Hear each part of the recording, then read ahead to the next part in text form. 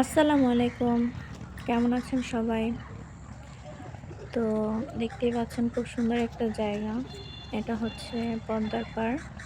সকালে হাসব্যান্ডের সাথে ঘুরতে গিয়েছিলাম। তো আজকে আমি খুব সহজ উপায়ে একটা খুব স্বাস্থ্যকর একটা সবজির রেসিপি দেখাবো। ১ম এ আমি মসুর ডাল ধুয়ে তারপরে হচ্ছে লবণ আর হলুদ দিয়ে ফুটিয়ে নিয়েছি। তারপরে এখানে আমি অনেকগুলি সবজি এড করেছি। তো আপনাদের যার, যার পছন্দ মতো সবজি এড করবেন। তারপর আমি কাঁচামরিচ দিয়ে দিলাম।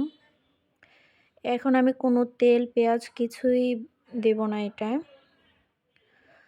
তারপর মোটামুটি সবজিটা অনেকটা সিদ্ধ হয়ে এসেছে। তারপর আমি হচ্ছে এখানে লাউ শাক ব্যবহার করব। তো এখানে আমি লাউ শাক খুব ভালোভাবে বেছে ধুয়ে নিয়েছি। তো এই সবজিটা খেতে খুবই মজা হয় এবং খুবই হেলদি। তারপর সবজিটা মোটামুটি হয়ে গেছে। এখন আমি সবজিটা ফোড়ন দেব। তো এখানে আমি একটু সরিষার তেল নিয়ে নিয়েছি, পেঁয়াজ কুচি, তারপর হচ্ছে রসুন কুচি আর হচ্ছে পেঁয়াজের কলি কুচি করে নিয়েছি। তো এটা আমি ভেজে সবজিটা ফোড়ন দেব।